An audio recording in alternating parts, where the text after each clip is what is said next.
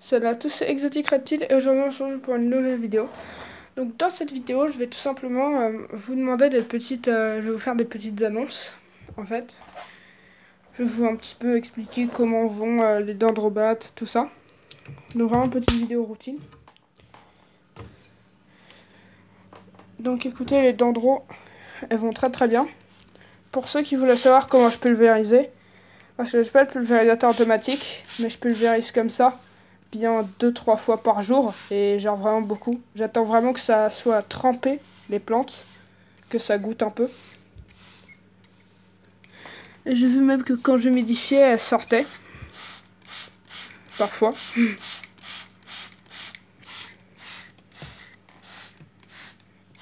Voilà, j'ai le thermo qui est tombé.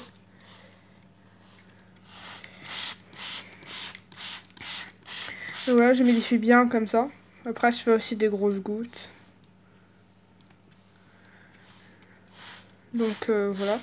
Au niveau des dendros, elles vont bien. Si vous pouviez me donner des conseils dans les commentaires pour les têtards, parce que je crois que elles vont bientôt en faire. Parce que j'ai un mâle et une femelle, là, j'ai pu les sexer, j'ai un mâle et une femelle.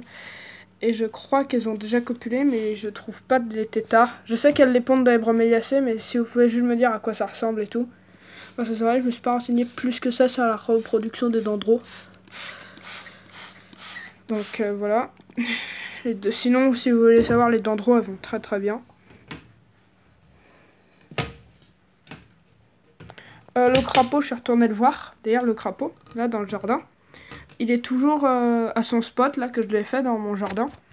Parce que là, je lui ai fait un spot, sa cachette, là, son pot qu'il avait dans le terrarium, je lui ai mis. Je lui ai mis plusieurs pots à côté, que j'ai recouvert de feuilles et tout. Et je suis allée le voir, il va très bien. Et je suis même allée lui redonner de la nourriture, là, aujourd'hui. Il avait fait une réserve, en fait, de vers, carrément. Ce qu'il avait fait, c'est qu'il avait cherché des lombrics, quoi, des vers. Il les avait tous mis sous sa cabane, en fait, sous son petit pot. Et ce qu'il faisait, c'est qu'il mange, quoi. Donc sinon, la partie annonce de la vidéo. C'est que j'aurais besoin de vous parce que, regardez, ce terrarium-là, c'est un 120 par 50 par 50. Avec, regardez, bien sûr, aération haute, aération basse. Donc en fait, j'aurais juste besoin de savoir, c'est pour des geckos léopards, si le côté chaud, il va être par là. Donc j'aurais juste besoin de savoir, la lampe chauffante, c'est combien de watts? Parce que j'hésite entre une 100 watts, mais vu que c'est du bois, je me dis que ça préserverait bien la chaleur et que ça ferait peut-être un peu trop chaud pour les geckos. Ou du 75 watts. Donc vous voyez, vous inquiétez pas, j'ai déjà le tube néon. Donc ça aussi, je voulais savoir.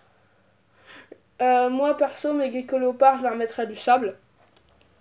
Moi, j'hésite pas, je leur mets du sable. Je leur mettrais, bon, bien sûr, du sable désinfecté, hein. Si possible, du sable rouge, parce que je trouve ça très beau.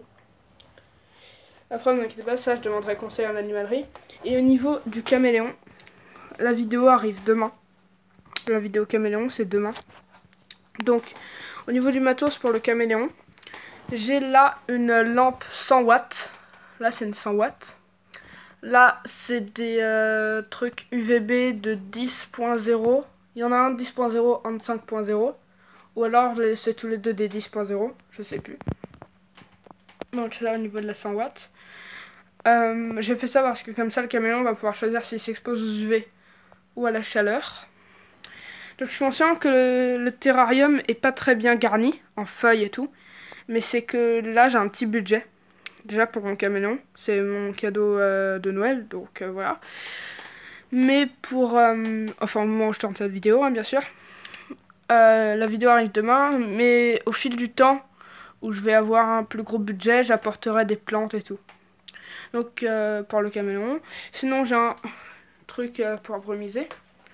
Voilà. Bah, je ne l'ai pas réglé de cycle encore. C'est moi qui le touche manuellement. C'est moi qui appuie.